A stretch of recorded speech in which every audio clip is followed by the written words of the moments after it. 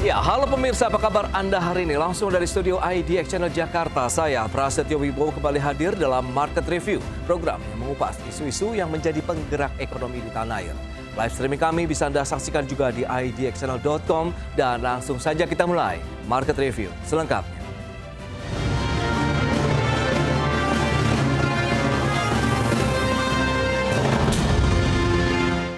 Kinerja belanja pemerintah masih mengalami kontraksi di kuartal 2 tahun 2025. Pemerintah pun mendorong kementerian lembaga hingga pemerintah daerah untuk melakukan belanja dengan lebih produktif di semester kedua tahun ini. Pemerintah di kuartal kedua menurut BPS masih negatif, yaitu kontraksi 0,33%. Hal ini karena tahun lalu, Januari hingga Juni, pengeluaran pemerintah pada masa pemilu itu tumbuh hingga di atas 12%. Jadi kalau sekarang masih kontraksi itu karena baseline-nya tahun lalu cukup tinggi.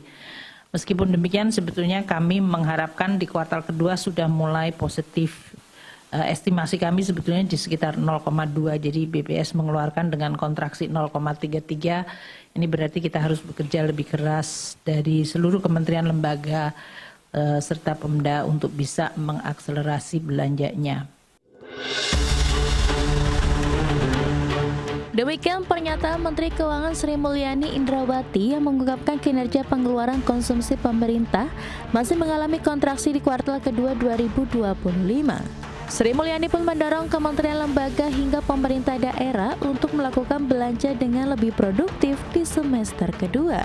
Badan Pusat Statistik mencatat pertumbuhan konsumsi pemerintah minus 0,33% secara tahunan pada kuartal 2 2025. Demikian juga dengan belanja pemerintah di kuartal 1 2025 minus 1,37%. Sri Mulyani menjelaskan kontraksi disebabkan tingginya baseline belanja pemerintah pada periode Januari hingga Juni tahun 2024 lalu yang tumbuh di atas 12% akibat adanya pemilu. Oleh sebab itu, pemerintah menekankan pentingnya percepatan belanja negara di sisa tahun 2025, di mana seluruh kementerian lembaga dan pemerintah daerah diminta untuk bekerja lebih keras dalam merealisasikan anggaran, sehingga dapat mendorong pertumbuhan ekonomi secara keseluruhan di sisa tahun 2025 ini. Berbagai sumber, IDX Channel. Ya, pemirsa, untuk membahas tema kita kali ini, pemerintah pacu belanja Kementerian Lembaga di semester 2 2025. Kita sudah tersambung melalui Zoom bersama dengan Bapak Jimmy Gani, Ketua Dewan Pengawas Asosiasi Pengusaha Retail Indonesia atau APRindo. Kemudian sudah bergabung juga Ibu Ima Mayasari, Pengamat Hukum dan Kebijakan Publik Universitas Indonesia. Langsung saja kita sapa nih. Halo Pak Jimmy, apa kabar Pak? Halo Mas Pras, apa kabar? Sangat baik. Baik, terima kasih juga atas waktu yang disempatkan. Bu Ima, apa kabar Bu? Baik Mas Pras, alhamdulillah. Baik, terima kasih juga atas waktu yang disempatkan. Sebelum membahas lebih jauh, tadi sudah disampaikan oleh pemerintah khususnya dari Kementerian Keuangan begitu. Belanja dari pemerintah sendiri di kuartal 1, kuartal 2 ini masih negatif begitu. Tapi di sisi lain kita tahu pertumbuhan ekonomi kita juga mengalami kenaikan begitu di 5,12%. Review Anda terkait dengan kinerja belanja, kemudian bagaimana roda perekonomian nasional hingga saat ini, Bu Ima? Ya, kalau saya melihat ini rilis data pertumbuhan ekonomi yang sudah diumumkan oleh BPS ya pada Selasa lalu, ya memang ini agak mengejutkan karena bagaimana kemudian ekonomi kita di kuartal 2 tahun 2005 ini tumbuh 5,12% dibandingkan dengan kuartal 1 2025 sebesar 4,87%. Tetapi kita bisa melihat bahwa ini prediksi yang kemudian berbeda dengan apa yang kemudian dilakukan seperti oleh LPEM yang memprediksi pertumbuhan ekonomi di kisaran 4,78 sampai 4,82% dan beberapa ekonom lain yang memprediksi terkait dengan bagaimana capaian yang ada di kuartal kedua gitu. Tetapi kemudian rilis yang disampaikan oleh BPS ini menunjukkan bahwa memang ada kenaikan yang kita bisa melihat bahwa di tengah dinamika global yang masih penuh dengan ketidakpastian, apa yang kemudian disampaikan oleh Menteri Keuangan bahwa capaian tersebut memang ditopang oleh diantaranya oleh konsumsi domestik yang kemudian solid gitu loh, lalu kemudian aktivitas investasi dan kemudian ekspor yang meningkat dan juga aktivitas di dunia usaha yang ekspansif serta dukungan optimal dari APBN itu sendiri.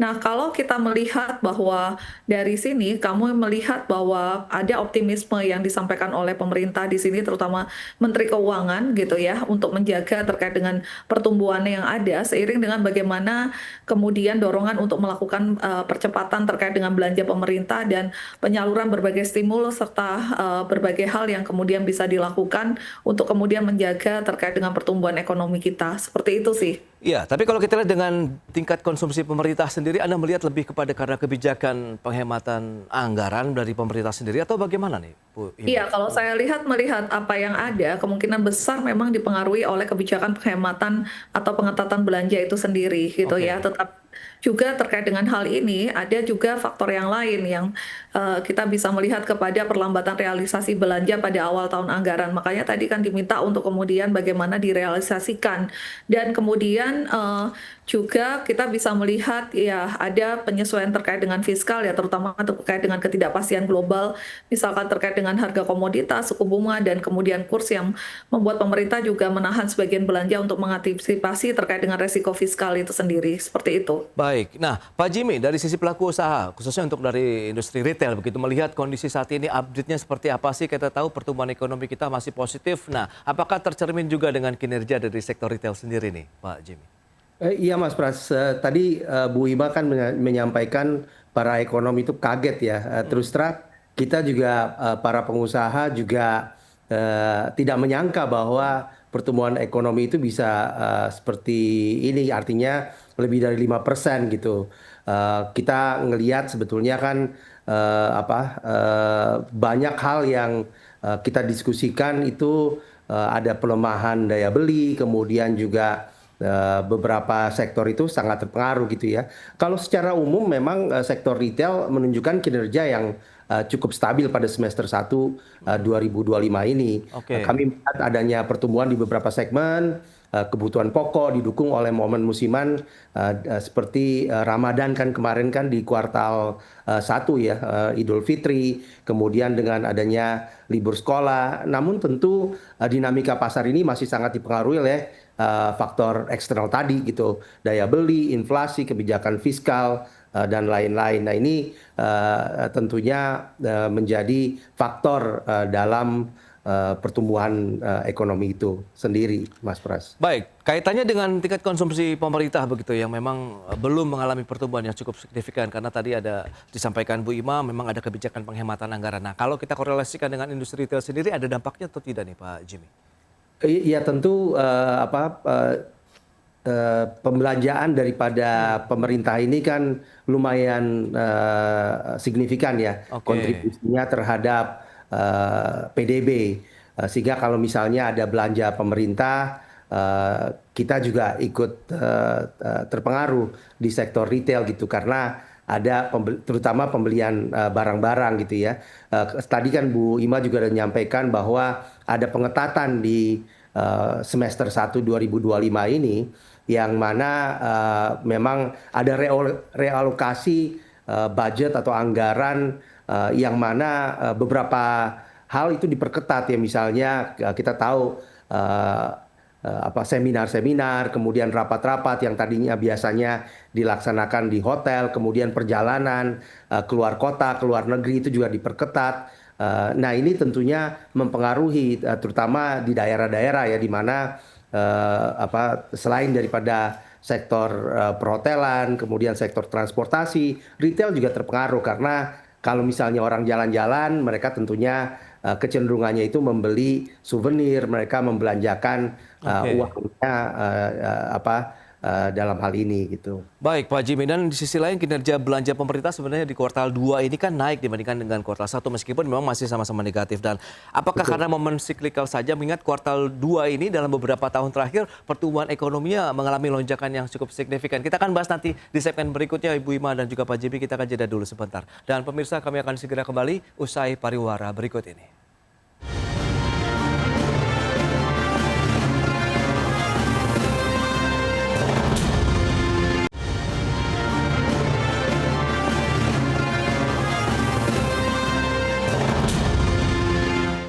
Ya, terima kasih Anda masih bergabung bersama kami dalam Market Review. Pemirsa, berikut ini kembali kami sampaikan data untuk Anda terkait dengan laju pertumbuhan ekonomi Indonesia dalam beberapa kuartal terakhir. Selengkapnya bisa Anda saksikan di layar televisi Anda. Baik, kita lihat dari kuartal 2 tahun 2024 tercatat 5,05%. Kemudian sedikit turun di kuartal 3 2024 menjadi 4,95%. Naik lagi di kuartal 4 tahun 2024 lalu menjadi 5,02%. Kemudian kuartal 1 turun lagi menjadi 4,87%. Dan di kuartal 2 tahun ini naik lagi menjadi 5,12%. Itu dia untuk laju pertumbuhan ekonomi Indonesia. Selanjutnya kita akan cermati pengeluaran konsumsi pemerintah. Ini kita akan cermati bersama bagaimana ini yang menjadi concern juga dari pemerintah sehingga diharapkan pada semester kedua ini konsumsi pemerintah, belanja kementerian, lembaga pemerintah daerah lebih digencarkan lagi. Kuartal 1 2025 mengalami tekanan ataupun pertumbuhan negatif 1,37%, kemudian di kuartal kedua minus 0,33%. Memang ada sedikit perbaikan ya untuk pengeluaran konsumsi pemerintah di kuartal 2 tahun 2025. Dan bagaimana pengeluaran konsumsi rumah tangga ini yang memang menjadi penopang hingga saat ini untuk aktivitas dari pertumbuhan ekonomi Indonesia. Kuartal 1 2025 4,95% secara tahunan. Kemudian kuartal 2 tahun 2025 ada peningkatan menjadi 4,97%, tapi kalau kita lihat di semester 1 2025 masih tercatat sekitar 4,96% kuartal kumulatif begitu untuk pergerakan semester 1 2025. Itu dia beberapa data yang kami sudah sampaikan. Kita lanjutkan kembali perbincangan bersama dengan Pak Jimmy Gani, kemudian juga Ibu Ima Mayasari. Baik, dengan beberapa data tadi yang sudah disampaikan informasinya Ibu Ima, lantas bagaimana Anda bisa mencermati bahwa belanja pemerintah begitu, apakah masih bisa kita tingkatkan? Kemudian bagaimana strateginya begitu, mengingat ini tersisa tinggal beberapa bulan terakhir, perlukah payung hukum lagi yang lebih kuat begitu sehingga pemerintah ataupun pemerintah daerah juga akan lebih agresif begitu membelanjakan anggaran mereka? Iya, iya, baik, terima kasih. Kalau saya bisa melihat bahwa kemudian apa yang perlu dilakukan oleh pemerintah untuk mempercepat terkait dengan belanja daripada kementerian atau lembaga di semester kedua ini gitu kan, tentu keberhasilannya kalau kita bisa melihat tergantung kepada beberapa faktor kunci, misalkan dalam sisi perencanaan dan penyiapan terkait dengan tender. Banyak proyek di kementerian misalkan terkendala karena dokumen pengadaannya baru selesai di pertengahan tahun. Nah, kalau kemudian sudah bisa dilakukan lelang gitu ya di awal tahun, lalu kemudian di semester 2 tentu akan lebih mudah di dalam realisasinya. Lalu kemudian persoalan revisi anggaran yang kita bisa melihat atau kemudian hal-hal lain seperti yang aspek-aspek teknis perizinan dan lain sebagainya itu juga bisa menyebabkan realisasi yang tertunda. Lalu kemudian kalau kita bisa penyerapan belanja modal dan kemudian kita sandingkan dengan bagaimana belanja rutin itu sendiri. Nah, belanja modal di dalam infrastruktur itu sendiri atau peralatan pada umumnya memiliki nilai yang besar dan memiliki multiplier efek yang sangat tinggi, tetapi juga memerlukan waktu eksekusi yang lebih panjang. Ya, tentu strateginya adalah memprioritaskan proyek yang kemudian sudah siap ya untuk kemudian dilakukan eksekusi. Dan kemudian pemerintah dalam hal ini Kementerian Keuangan perlu memberikan early warning kepada kementerian atau lembaga yang serapannya rendah gitu untuk melakukan percepatan dan mendorong melalui bagaimana kemudian insentif terkait dengan kinerja anggaran itu sendiri. Dan tentu kita perlu melakukan mitigasi di resiko di akhir tahun. Jangan sampai ini kemudian menjadi pola seperti kejar tayang gitu ya, yang kemudian menurunkan kualitas daripada output dan memikirkan kepada resiko terkait dengan audit itu sendiri. Seperti itu. Baik, tapi kalau kita lihat dengan momentum kuartal kedua yang dari tahun ke tahun ini trennya naik terus menurut pengamatan Anda sendiri, Bu Ima, apakah memang ini karena kebijakan-kebijakan pemerintah atau ya tadi momen siklikal saja begitu karena di semester kuartal 2 memang tinggi begitu pertumbuhan ekonomi Indonesia? Iya, kalau kita melihat tadi kan seperti apa yang sudah disampaikan, ada berbagai hal yang kemudian berpengaruh pada kenaikan kemudian yang kita bisa lihat di semester 2 tadi 5,12%. Ya, artinya ini ada berbagai macam upaya yang kemudian bisa digunakan gitu ya, baik dari untuk menggerakkan pertumbuhan ekonomi gitu ya, lalu kemudian merealisasikan anggaran gitu ya, yang kemudian dialokasikan kepada anggaran atau kegiatan yang memiliki multiplier efek tinggi seperti terkait dengan pembangunan infrastruktur, kemudian penguatan program-program yang kemudian juga padat karya yang menyerap tenaga kerja, dan juga dalam hal ini juga bisa mengantisipasi berbagai macam strategi makro yang kemudian dianggap penting seperti untuk mengantisipasi terkait dengan perlambatan ekonomi global dan mengurangi terkait dengan risiko penumpukan belanja di akhir tahun, sehingga kemudian mendorong belanja modal dibandingkan kemudian belanja rutin itu sendiri seperti itu. Baik. Nah, Pak Jimmy, dengan adanya pengeluaran ataupun tingkat konsumsi pemerintah di kuartal kedua ini ada perbaikan dibandingkan dengan kuartal 1. Nah, lagi-lagi apakah memang Anda melihat dari sektor retail sendiri mengalami pertumbuhan yang ada perbedaan begitu antara kuartal 1, kuartal 2 atau bagaimana, Pak? Iya, tentu kita apresiasi ya bahwa ada pertumbuhan kan di kuartal 2 2025 ini. Tapi kalau saya lihat memang masyarakat belum sepenuhnya merasakan itu gitu. Karena angka pertumbuhan ini kan mencakup banyak komponen tadi ya, Bu Ima juga sudah sampaikan, termasuk juga penjualan kendaraan yang memang secara struktural selalu masuk dalam perhitungan PDB. Jadi meskipun retail kebutuhan harian tumbuh lebih konservatif, jadi banyak mungkin kontribusi dari sektor lain yang bisa mengatrol angka agregatnya. Nah, kita berharap bahwa nanti dengan terus digenjotnya ya, karena memang perlu penggenjotan lebih lanjut lagi di semester 2 ini agar lebih terasa gitu, terutama di sektor real nih, di konsumsi rumah tangga gitu ya. Tapi Anda melihat juga seperti apa sih kalau misalnya belanja pemerintah semakin tinggi, semakin agresif begitu terkait dengan kemampuan daya beli masyarakat. Anda melihat di situ bisa menjadi booster atau bagaimana kalau sisi retail melihatnya nih Pak Jimmy? Iya, tentu ini kan ada efek ke dominonya ya.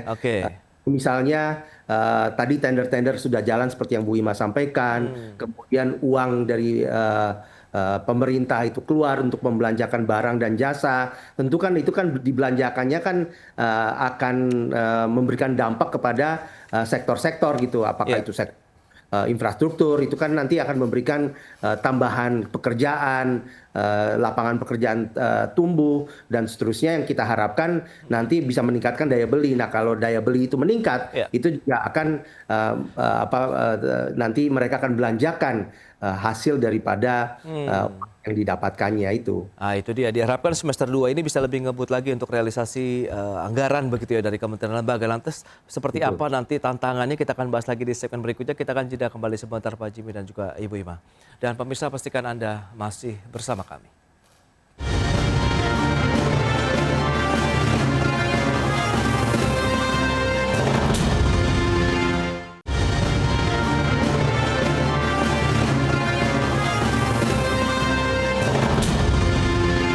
Ya, terima kasih Anda masih bersama kami dalam Market Review, dan kita lanjutkan kembali perbincangan bersama dengan Bapak Jimmy Gani, Ketua Dewan Pengawas Asosiasi Pengusaha Retail Indonesia, kemudian Ibu Ima Mayasari, Pengamat Hukum dan Kebijakan Publik Universitas Indonesia. Nah, Bu Ima, kalau misalnya pemerintah ingin mempercepat nih ke realisasi anggaran, diharapkan bisa ngebut lagi di semester kedua. Anda melihat seperti apa tantangannya, kemudian dari sisi kebijakan publik, hal-hal apa saja yang perlu dicermati sehingga message-nya tercapai, targetnya juga tercapai begitu Bu Ima? Iya, kalau saya melihat ada beberapa tantangan untuk kemudian bisa memacu ya terkait dengan kualitas maupun kuantitas belanja di semester 2 itu. Artinya tadi bagaimana kita kemudian melakukan perencanaan dan kesiapan proyek tentu di awal tahun gitu, sehingga kemudian bisa terrealisasi gitu ya di semester kedua gitu ya, seperti itu. Lalu kemudian juga proses revisi DIPA atau kemudian pergeseran atau revisi anggaran itu juga tidak dilakukan secara cepat gitu ya, tanpa menunggu permasalahan-permasalahan yang ada kemudian bisa diatasi. Lalu kemudian dari sisi pengawasan dan akuntabilitas itu juga menjadi penting, karena selama ini ada khawatiran di dalam kaitan dengan resiko temuan audit gitu ya. Kemudian bagaimana mekanisme monitoring kinerja itu seringkali hanya fokus kepada penyerapan, bukan pada capaian output atau OKAM. Nah, ini harus diubah ya, sehingga kemudian dalam konteks pengawasan dan akuntabilitas itu bisa tetap terjaga gitu ya. Nah, ini hal-hal yang kemudian tantangan yang kemudian bagaimana untuk memacu kualitas dan kuantitas belanja kementerian atau lembaga di semester kedua. Tetapi dari sisi kebijakan, saya rasa regulasi yang ada terkait dengan bagaimana bisa mengakomodir terkait dengan percepatan belanja pemerintah hingga akhir tahun. Kalau kita bisa melihat kepada Undang-Undang Nomor 17 Tahun 2003 tentang Keuangan Negara, lalu kemudian Undang-Undang Nomor 1 Tahun 2004 tentang Perbendaharaan Negara, dan juga Perpres Pengadaan Barang dan Jasa itu sendiri, saya rasa dari aturan itu sudah tidak ada hambatan ya untuk percepatan belanja hingga akhir tahun. Lalu kemudian peraturan Menteri Keuangan yang ada juga saya rasa tidak menjadi bottleneck di dalam konteks ini. Tetapi juga yang terpenting di sini adalah bagaimana kita bisa melakukan mitigasi risiko. Artinya percepatan itu tidak boleh mengubah substansi output kepada kegiatan tanpa kemudian melalui prosedur misalkan terkait dengan revisi DIPA atau revisi anggaran itu sendiri. Dan juga harus melihat kepada prinsip good governance itu sendiri, diantaranya terkait dengan akuntabilitas dan transparansi untuk kemudian menghindari terjadinya fraud itu sendiri.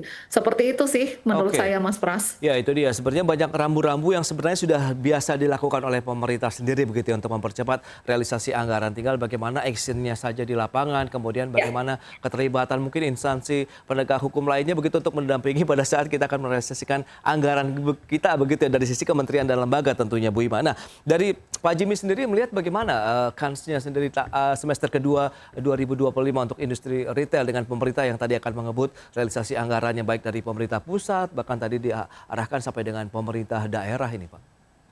Ya, Mas Pras, ini kan tahun pertama ya dari pemerintahan baru di bawah Pak Prabowo. Jadi memang kalau kita lihat Pak Prabowo kan berharap bahwa ada reorientasi daripada anggaran di awal masa-masa pemerintahannya waktu itu. Nah, kita berharap bahwa pembelajaran itu sudah cukup gitu ya selama 1 semester. Pengetatan sudah terjadi.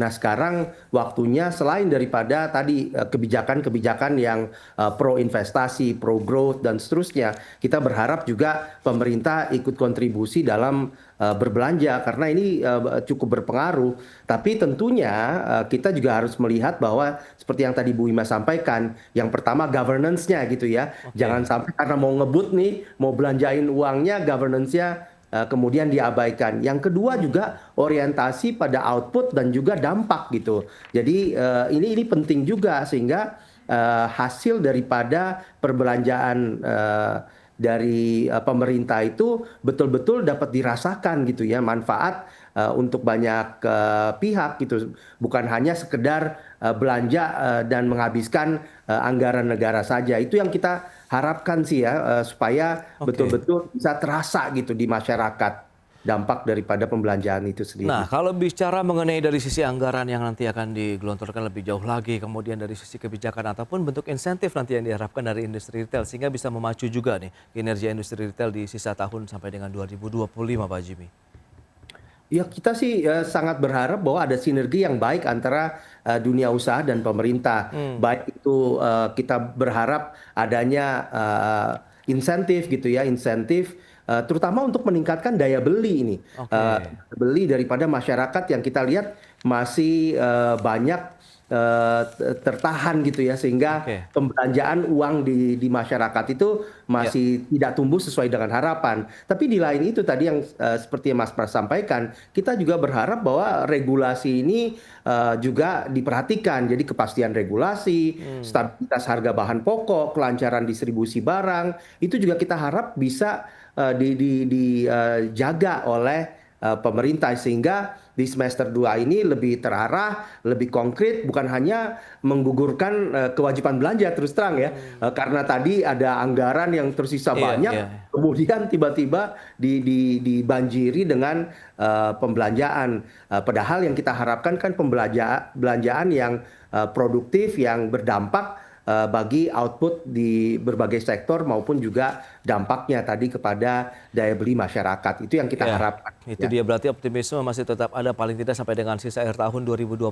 Dari sisi belanja pemerintah bisa meningkatkan lagi daya beli masyarakat, kemudian bisa mendorong kinerja sektor industri dan pertumbuhan ekonomi kita. Semoga diharapkan masih bisa bertahan di 5% atau paling tidak bisa tumbuh 5% lagi begitu ya sampai dengan akhir tahun 2025 ini. Baik Bu Ima, Pak Jimmy, terima kasih banyak atas informasi, update dan juga insight yang sudah diberikan kepada pemirsa IDX Channel pada hari ini. Selamat melanjutkan aktivitas Anda kembali. Salam sehat. Sampai berjumpa kembali, Bu. Terima kasih, Pak Jimmy. Terima kasih, Mas Pras. Terima kasih, Bu Ima.